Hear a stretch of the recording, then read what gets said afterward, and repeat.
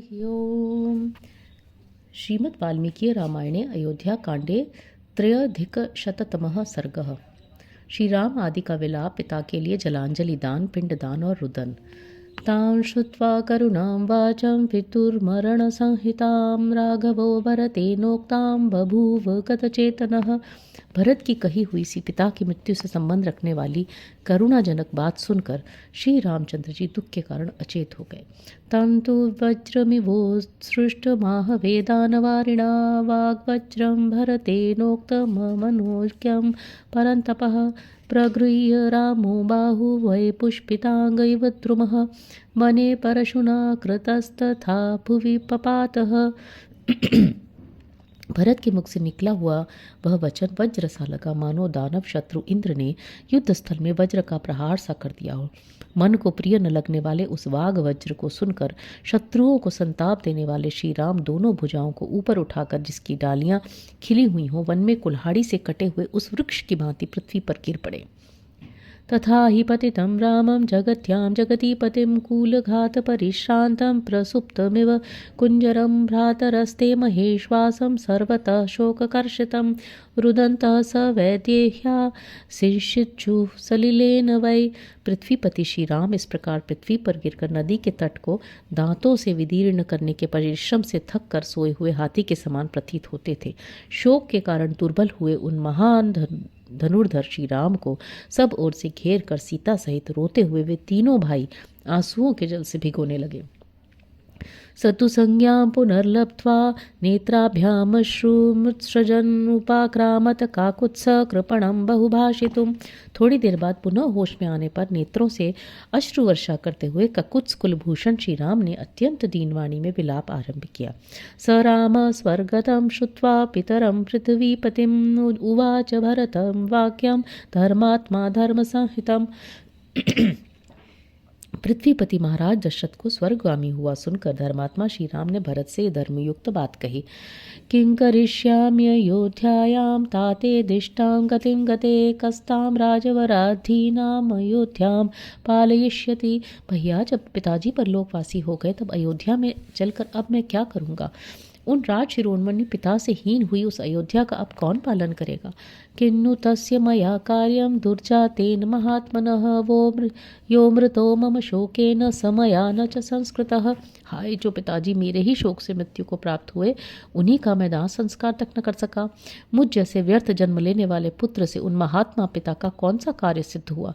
अहो भरत सिद्धार्थो येन राजा त्वया नघ शत्रुघ्रेण च सर्वेषु प्रेतकृत्येषु सत्कृतः।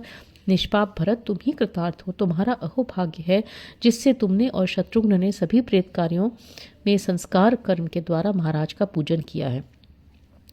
निष्प्रधानाम नेक्राग्रां नरेन्द्रेण विना कृतां निवृतवनवासोऽपि नायोध्यां गन्तुमुत्सहे। महाराज दशरथ से हीन हुई अयोध्या अब प्रधान शासक से रहित हो अस्वस्थ एवं आकुल हो उठी है। अतः वनवास से लौटने पर भी मेरे मन में अयोध्या जाने का उत्साह नहीं रह गया है। समाप्त वनवासं माम अयोध्यायां परन्तप कोनुशासिष्यति पुनस्ताते लोकांतरम गते। परंतप भरत, वनवास की अवधि समाप्त करके यदि मैं अयोध्या में जाऊं तो फिर कौन मुझे कर्तव्य का उपदेश देगा? क्योंकि पिताजी तो परलोकवासी हो गए। पूरा प्रेक्ष्य सुवृत्तम माम पिता यान्याह सांत्वयन् वाक्यानि तानि श्रोष्यामि कुत कर्ण सुखान्यहम्। पहले जब मैं उनकी किसी आज्ञा का पालन करता था तब वे मेरे सद्व्यवहार को देखकर मेरा उत्साह बढ़ाने के लिए जो जो बातें कहा करते थे, कानों को सुख पहुंचाने वाली उन बातों को अब मैं किसके मुख से सुनूंगा? एव मुक्त्वात भरतं भार्या मध्येत राघव उवाच शोक संतप्त पूर्णचंद्र निभाननाम। भरत से ऐसा कहकर शोक संतप्त श्री रामचंद्र जी पूर्ण चंद्रमा के समान मनोहर मुख वाली अपनी पत्नी के पास आकर बोले। सीते मृतस्ते श्वशुरः पितृहीनोऽसि लक्ष्मण भरतो दुःखमाचष्टे स्वर्गतिम पृथ्वीपतेः। सीते, तुम्हारे श्वशुर चल बसे। लक्ष्मण, तुम पितृहीन हो गए। भरत पृथ्वीपति महाराज दशरथ के स्वर्गवास का दुखदायी समाचार सुना रहे हैं। ततो बहुगुणं तेषां बाष्पं नेत्रेष्वजायत तथा ब्रुवति काकुत्से कुमाराणां यशस्विनाम्। श्री रामचंद्र जी के ऐसा कहने पर उन सभी यशस्वी कुमारों के नेत्रों में बहुत अधिक आंसू उमड़ आए। ततस्ते भ्रातरः सर्वे भृशमाश्वास्य दुःखितम् अब्रुवज्जगति भर्तुः क्रियतामुदकं पितुः। तदनंतर सभी भाइयों ने दुखी हुए श्री रामचंद्र जी को सांत्वना देते हुए कहा, भैया अब पृथ्वीपति पिताजी के लिए जलांजलि दान कीजिए। सा सीता स्वर्गतं श्रुत्वा अश्वशुरं तं महानृपं नेत्राभ्यामश्रुपूर्णाभ्यां न शशाकेक्षितुं प्रियम्। अपने श्वशुर महाराज दशरथ के स्वर्गवास का समाचार सुनकर सीता के नेत्रों में आंसू भर आए। वे अपने प्रियतम श्री रामचंद्र जी की ओर देख न सकी। सांत्ययित्वा तु रतां रामो रुदतीं जनकात्मजाम् उवाच लक्ष्मणं तत्र दुःखितो दुःखितं वचः। तदनंतर रोती हुई जनक कुमारी को सांत्वना देकर दुखमग्न श्री राम ने अत्यंत दुखी हुए लक्ष्मण से कहा, आनयेङ्गुदीपिण्याकं चीरमाहरचोत्तरं जलक्रियार्थं तातस्य गमिष्यामि महात्मनः। भाई तुम इंगुदी का पिसा हुआ फल और चीर एवं उत्तरी ले आओ, मैं महात्मा पिता को जलदान देने के लिए चलूँगा। सीता पुरस्ताद् व्रजतु त्वे त्वमेनामभितो व्रज अहम पश्चात गमिष्यामि गतिर्हुषा सुदारुणा। सीता आगे आगे चलो, इनके पीछे तुम चलो और तुम्हारे पीछे मैं चलूँगा। शोक के समय की यही परिपाटी है जो अत्यंत दारुण होती है।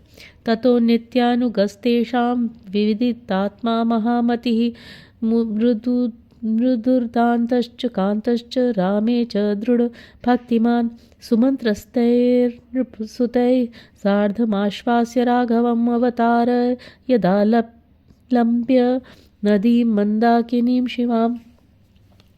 तत्पश्चात उनके कुल के परंपरागत सेवक, आत्मज्ञानी, परम बुद्धिमान, कोमल स्वभाव वाले, जितेंद्रिय, तेजस्वी और श्री राम के सुदृढ़ भक्त सुमंत्र समस्त राजकुमारों के साथ श्री राम को धैर्य बधाकर उन्हें हाथ का सहारा दे कल्याणमयी मंदाकिनी के तट पर ले गए।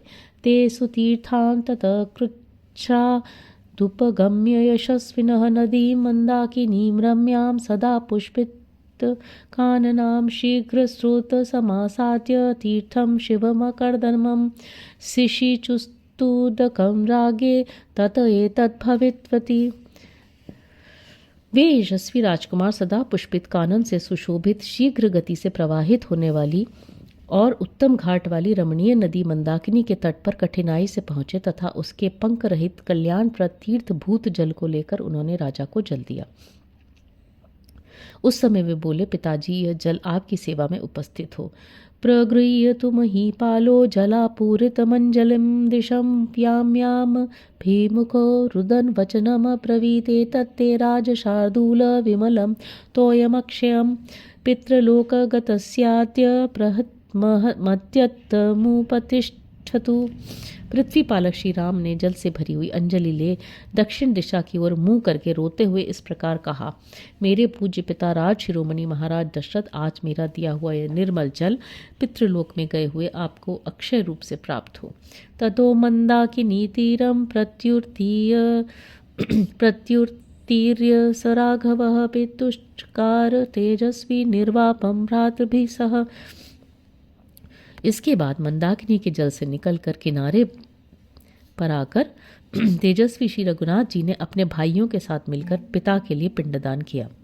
एंगुदम पदरैर्मिश्रं पिण्याकं दर्भसंस्तरे न्यस्य रामसु दुःखार्तो रुदन वचनमब्रवीत्। उन्होंने इंगुदी के गूदे में बेर मिलाकर उसका पिंड तैयार किया और बिछे हुए कुशों पर उसे रखकर अत्यंत दुख से आर्त हो रोते हुए ये बात कही, इदं भुङ्क्ष्व महाराज प्रीतो यदशना वयं यदन्न पुरुषो भवति तदन्नास्तस्य देवता। महाराज प्रसन्नतापूर्वक यह भोजन स्वीकार कीजिए, क्योंकि आजकल यही हम लोगों का आहार है। मनुष्य स्वयं जो अन्न खाता है वही उसके देवता भी ग्रहण करते हैं। ततस्तेनैव मार्गेण प्रत्युत्तीर्य सरित्तटात् आरुरोह नरव्याघ्रो रम्य सानुं महीधरम्। ततः पर्णकुटीद्वारमासाद्य जगतीपतिः परिजग्राह पाणिभ्यामुभौ भरत लक्ष्मणौ। इसके बाद उसी मार्ग से मंदाकिनी तट के ऊपर आकर पृथ्वी पालक पुरुष सिंह श्री राम सुंदर शिखर वाले चित्रकूट पर्वत पर चढ़े और पर्णकुटी के द्वार पर आकर भरत और लक्ष्मण दोनों भाइयों को दोनों हाथों से पकड़कर रोने लगे। तेषां तु रुदतां शब्दात् प्रतिशब्दो भवद्गिरौ भ्रातॄणां सह वैदेह्या सिंहानां नर्दतामिव। सीता सहित रोते हुए उन चारों भाइयों के रुदन शब्द से उस पर्वत पर गरजते हुए सिंहों के दहाड़ने के समान प्रतिध्वनि होने लगी। महाबलानां रुदतां कुर्वतामुदकं पितुः विज्ञायतु मूलं शब्दं त्रस्ता भरतसैनिकाः। अब्रुवंश्चापि रामेण भरत संगतो ध्रुवं तेषामेव महान शब्द शोचतां पितरमृतम। पिता को जलांजलि देकर रोते हुए उन महाबली भाइयों के रुदन का तुमुल नाद सुनकर भरत के सैनिक किसी भय की आशंका से डर गए।